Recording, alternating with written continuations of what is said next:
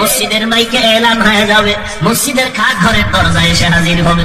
তখন তোমার নতুন কাপড় খুলিয়া সাদাতে 5টা কাপড়ের প্যাকেট বানাবে। যেই মা সন্তানের এত পাগল, ওই সন্তানেরা তোমার মতো মায়ের লাশটা ঘর থেকে নামায় দিবে। মা মা বলে কান্না করবে, জবানে কোনো আওয়াজ আর হবে না রে মা। ওই অন্ধকার কবরে সবাই জানাজা পড়াইয়া যখন দাফন করে চলে যাবে, পাড়াইয়া পাড়াইয়া মাটি দিয়ে যখন সবাই বিদায় হয়ে যাবে, এরে যুবক, 2টা চক্ষু বন্ধ করে 1 মিনিট চিন্তা করো, মরণের কথা একটু ভাবো। এই দুনিয়ায় কয়দিন আসরে বাবা, এই অল্প বয়সে কত যুবকের জানাজা পড়াইলাম, এই জীবনে কত জানাজা পড়াইয়া লাশ দাফন করলাম। এমন কোন দিন নাই যুবকের লাশের খবর নাই। গাড়ির নিচে যুবকের লাশ, পানির নিচে যুবকের লাশ। লেখাপড়ার জীবনে কত বন্ধু নিয়ে আড্ডা করেছি, আজ অনেক বন্ধুরে তালাশ করে পাই না। লেখালার মাঠে কত আড্ডা দিলাম, খেলার মাঠের বন্ধু অনেকের পাইলাম না। এরে আল্লাহর গোলাম, এইভাবে তো একদিন বিদায়ের বেলায় আসিয়া যাবে। এই মহামারী করোনায় কত আল্লাহর বান্দা, কত বান্দি কবরে চলে গেল। ওই অন্ধকার কবরে যাওয়ার পর কেউ তোমার আমার আপন কেউ যাবে না।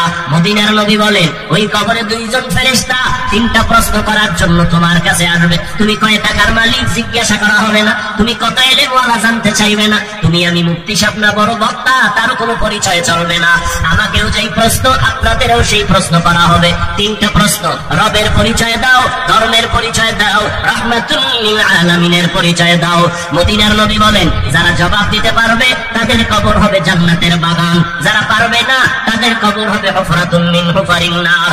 নবী বলেন, কারা জবাব দিতে পারবে? আমি বক্তা পারবো গ্যারান্টি নাই, আমি মাওলানা পারবো গ্যারান্টি নাই। আরে আমি পারার যদি গ্যারান্টি থাকতো, যারা সিরিয়ালের মানুষ, আমার নবীর হাতে গড়া সাহাবী আবু বকর। আল্লাহর নবী বলেন, মুমিন আমার উম্মতের আমল যদি এক পাল্লায় দেওয়া হয়, আমার আবু বকরের নেকের পাল্লা ভারী হয়ে যাবে। ওরে বান্দা, কবরে গিয়া যদি আমি টুপির কারণে জবাব দিতে পারবো গ্যারান্টি থাকতো, আবু বকরের মতো জান্নাতি সাহাবী নামাজে দাঁড়াইয়া রাতের বেলা কান্না করে কাটাইতেন না, ওমরের মতো বান্দা কান্না করতেন না, ওসমানের মতো বান্দাটা কান্না করতেন না। অথচ সমস্ত সাহাবায়ে কেরাম এত ইলমওয়ালা, আমলওয়ালা, ইখলাসওয়ালা, তাকওয়াওয়ালা, এরপরও সারা জীবন শুধু কান্না করেছেন। ওসমান রাদিয়াল্লাহু তাআলা কবরের কিনারা দিয়া গেলেই হাউমাউ করে কান্না করতেন। জিজ্ঞাসা করা হলে বলতেন, মরণের পরে প্রথম ঘাঁটি হলো অন্ধকার কবর, যেখানে আপন বলতে কেউ নাই। ওই কবরে আমি ওসমান গিয়া যদি ধরা পড়ে যাই, ওই ভয় আমি ওসমান সহ্য করতে পারি না। আবু বকরের মতো জান্নাতি সাহাবী যদি কান্না করেন, কবরের আযাবের ভয়ে যদি ওমরে ফারুক কান্না করেন, কবরের কারণে যদি ওসমান কান্না করেন, আপনার আমার কি পরিমাণ কান্না করা দরকার। অথচ কপাল বুঝি খারাপ, আমার ডানে বামে মোনাজাতে কত আশিকের চোখে পানি, আমার চোখে পানি আসে না। কারণটা কি? আজকে আমি বক্তা হইয়া বসছি ঠিকই, কিন্তু আমার অন্তরকে আমি গুনাহ থেকে মুক্ত করাইতে পারি নাই। আমলনামার দিকে তাকাইয়া দেখি আমার মতো গুনাহগার এই ময়দানে কেউ নাই। গুনার কারণে আমার হাত না পাক, আমার চোখ না পাক, আমার জিহ্বা না পাক, আমার অন্তর না পাক।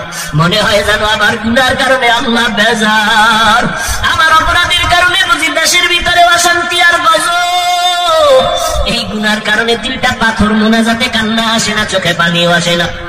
ও আল্লাহর বান্দা, আল্লাহর নবী বলেন, দুনিয়াতে যারা রবের গোলামি করে যাবে, কবরে গিয়ে জবাব দিবে রব্বি আল্লাহ, আমার রব একমাত্র আল্লাহ। দুনিয়াতে যারা ইসলাম মেনে চলবে, কবরে গিয়ে জবাব দিবে দীনি আল ইসলাম, আমার ধর্মের নাম ইসলাম। দুনিয়াতে যারা নবীর সুন্নতের আমল করিয়া যাবে, নবীকে দেখা মাত্র আশিক তো চিনে ফেলবে, দেখা মাত্র বলবে নি তো আমার মায়ার নবী।